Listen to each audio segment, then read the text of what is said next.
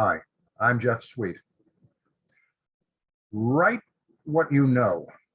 That's one of the cliches that people keep hitting beginning playwrights with. Write what you know. But there's a difference between drawing on your experience to inform your plays and writing about yourself. And I think a lot of developing writers make a mistake in thinking that writing what they know means that they should write autobiographically. I think writing autobiographically, frankly, is often a trap. Why? Well, because we tend to think of ourselves as acted upon rather than acting. Uh, if somebody asks you, how was your day yesterday? Mostly we don't respond, oh, I did something interesting. We usually respond, oh, something interesting happened to me. So happened to me? You hear that? That's a passive construction. And that passivity frequently attaches itself to the autobiographic character in the play. The character based on the writer is almost always the most passive character, even in good plays, Long Day's Journey into Night. I think we can agree that's a really good play. But the least interesting of the four major characters is Edmund, the character that Eugene O'Neill based on himself. Edmund doesn't initiate any real action. He mostly witnesses and suffers. Now, O'Neill gave him an excuse. Edmund is sick and illness tends to inhibit action. But nobody would produce a revival of Long Day's Journey because they found a sensational actor to play Edmund, whereas revivals have indeed been staged because somebody has found a great James or Mary. Neil Simon did something similar in Broadway Bound. The character based on himself, Eugene, does not drive the action. Mostly it's his hyperactive brother, based on Simon's hyperactive brother, who drives the action. Towards the end of the play, there's a fine extended scene between Eugene and his mother, but it's the mother's scene. As for Eugene, like Edmund in O'Neill's play, he's sick during this section, and his illness justifies some of his passivity. His role, again, in this play is mostly to witness. He does not drive the play. So just to, hammer this idea home, the autobiographic character in a play tends to be reactive, passive. And a reactive, passive character makes a poor choice for a central character, since the play is most often about a central character who wants something very much and is willing to take strong actions to pursue their goal, to initiate action.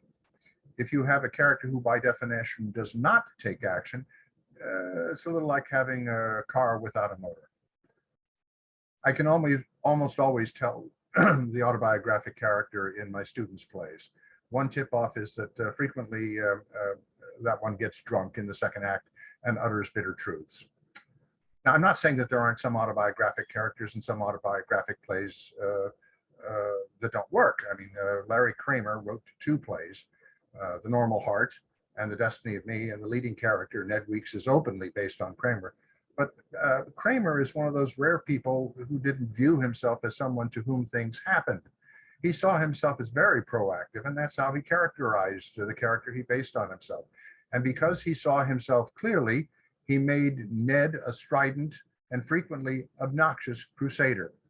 But that character indeed drove the action. Now, I have a friend who wrote a play that I know was autobiographic, who somehow avoided the trap of the passive character. Catherine Butterfield's play, Joined at the Head, it's a very good play.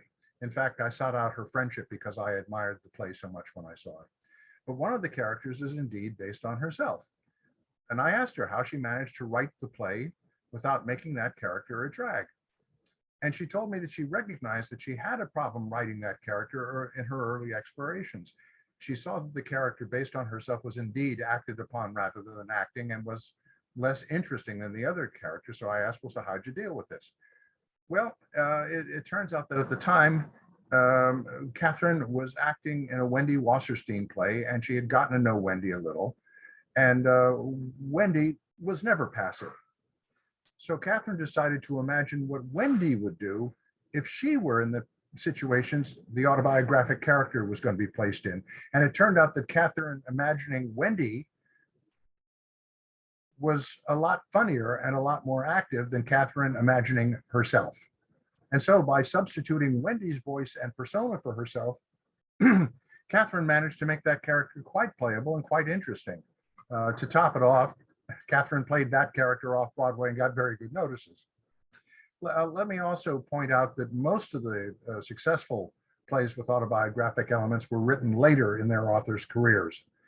Paula Vogel had the impulse to write about her experience when she was 20, but she only turned to it when she was 45. She only turned to writing How I Learned to Drive when she was 45, when she felt she had enough technique and emotional distance to handle the material. The Long Day's Journey into Night was one of O'Neill's last works. Neil Simon was in his 50s when he finished his trilogy about Eugene, his autobiographic character. And my friend Donald Margulies, a terrific playwright, when he teaches, sometimes cautions his students that they don't yet have the technique to transfer or transform their rawest experiences into drama.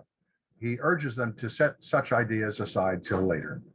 As for myself, when I have been tempted to write out of an autobiographic impulse, one of the first things I've done is to make certain that no character representing me is left in the story. And that's served me pretty well. But let's get back to that phrase, write about what you know. What you know isn't restricted to yourself. It isn't restricted to those events that you have directly participated in. It is also what you have learned observing others and being in different environments.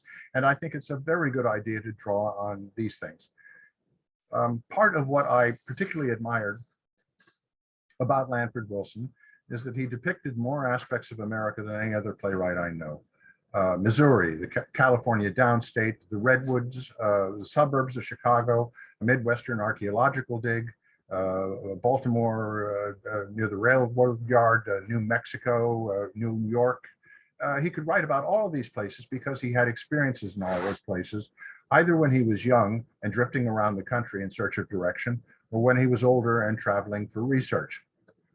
So now I'm going to say something that I think will probably piss some people off.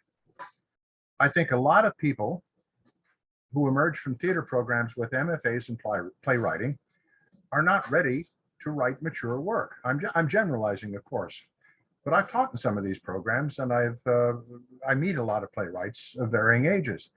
An awful lot of these people go from their parents' houses to getting their BFAs and then getting their master's degrees. So they go from the relatively cloistered world of their childhoods to another cloister world, the world of the university. Now, a good school will certainly be stimulating, but it will also tend to shield people from the larger world. That's part of the function of a campus, to shield people from the outside so that they can focus on their studies. So when they emerge from these programs with their degrees, what have they had firsthand experience with? Now, they may have learned a great deal about technique and stagecraft, and that's valuable. But mostly their experience of the larger world up to this point has tended to be kind of modest. Many of these people have not gone outside the comfort of their safe communities or had serious encounters with people of wildly different opinions and lifestyles.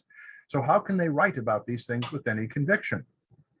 This is why so many of these writers do updates, revisions, sequels, or deconstructions of classical plays, rewrites of Shakespeare, Ibsen, Chekhov, Greek myths.